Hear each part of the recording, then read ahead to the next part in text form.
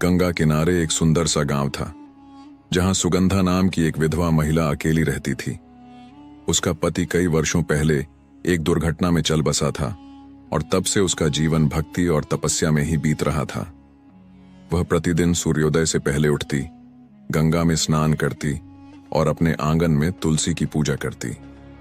गांव के लोग उसकी निष्ठा की सराहना करते, परंतु विधवा होने के कारण समाज ने उसे एक अलग दृष्टि से देखना शुरू कर दिया था। वह सब कुछ सहती रही, क्योंकि उसे संसार से अधिक ईश्वर की भक्ति पर विश्वास था। एक दिन गांव में एक साधु महात्मा का आगमन हुआ।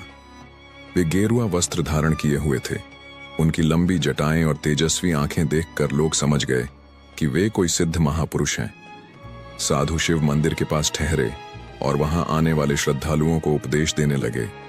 वे जीवन के गूढ़ रहस्यों, आत्मा की अमृता और भक्ति के महत्व पर प्रवचन देते। सुगंधा भी मंदिर जाती और साधु के उपदेश सुनती। उनकी बातें उसके हृदय को छू जाती। वह उनकी शिक्षाओं को आत्मसात करने लगी और पहले से अधिक शांत और संतुलित हो गई। अब वह पहले की तरह दुखी नहीं रहती थी, बल्कि उसे अपने अकेलेपन में भी एक सुखद अनुभूति होने लगी थी। गांव के कुछ लोगों को सुगंधा का यह परिवर्तन अच्छा नहीं लगा। उन्होंने देखना शुरू किया कि वह साधु के प्रवचन सुनने नियमित रूप से मंदिर जाती है और कुछ समय वहां बिताती है। धीरे धीरे लोगों के मन में संदेह उत्पन्न होने लगा। एक अकेली विधवा और एक साधु का यूं मिलना उचित नहीं। जरूर कुछ गलत चल रहा होगा। इस तरह की बातें हवा में तैरने लगीं। कुछ संकीर्ण मानसिकता वाले लोगों ने उसके चरित्र पर प्रश्न उठाने शुरू कर दिए। एक दिन जब वह मंदिर से लौट रही थी, तो गांव की कुछ महिलाओं ने उसे घेर लिया। सुगंधा, विधवा होकर तुम इस तरह साधु के पास क्यों जाती हो?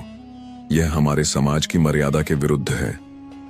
हमें लगता है कि तुम्हारा साधु से कोई विशेष संबंध है। तुम अपने सम्मान के बारे में नहीं सोचती। सुगंधा के लिए यह बहुत अपमानजनक था। उसकी आंखों में आंसू थे, लेकिन वह चुप रही। वह जानती थी कि उसका मन पवित्र है और उसने कभी कोई गलत काम नहीं किया, परंतु समाज को यह कैसे समझाया जाए? वह तुरंत साधु के पास पहुंची और उन्हें पूरी बात बता दी। साधु मुस्कुराए और बोले, बेटी, संसार की यही रीति है। जो भी सत्य और धर्म के मार्ग पर चलता है, उसे दुनिया तिरस्कार और अपमान से नवाजती है, परंतु तुम सत्य से मत डगमगाओ। सुगंधा ने कहा, परंतु लोग तो मुझे चरित्रहीन कह रहे हैं। यह सहना बहुत कठिन है।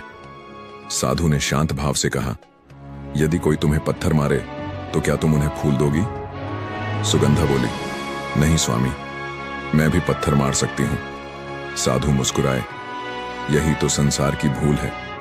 यदि तुम भी क्रोध और प्रतिशोध में बह गईं, तो फिर तुम में और उनमें क्या अंतर रहेगा? सुगंधा को यह सीख समझ में आ गई। उसने निश्चय किया कि वह किसी की बातों की परवाह नहीं करेगी और अपने धर्म पर अडिग रहेगी।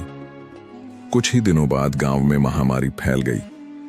लोग बीमार पड़ने लगे, लेकिन भय के कारण कोई किसी की सहायता करने को तैयार नहीं था। ऐसे में सुगंधा ने आगे बढ़कर बीमारों की सेवा करनी शुरू की। वह घर घर जाकर दवा और भोजन देने लगी। साधु ने भी योग और आयुर्वेदिक उपायों से गांव वालों का इलाज किया। धीरे धीरे उनकी मेहनत रंग लाई और गांव महामारी के प्रकोप से मुक्त हो गया। अब गांव वालों को अपनी गलती का एहसास हुआ। उन्होंने सुगंधा से क्षमा मांगी और साधु की महिमा को स्वीकार किया। कुछ समय बाद साधु ने सुगंधा से कहा, बेटी, अब मेरा यहां कार्य समाप्त हो गया है। अब मुझे अन्य स्थानों पर जाकर लोगों की सेवा करनी होगी। सुगंधा की आंखें भर आईं। स्वामी, मेरे पास अब कुछ नहीं बचा। साधु ने कहा, तुम्हारे पास तुम्हारी सेवा और भक्ति है, यही सबसे बड़ा धन है।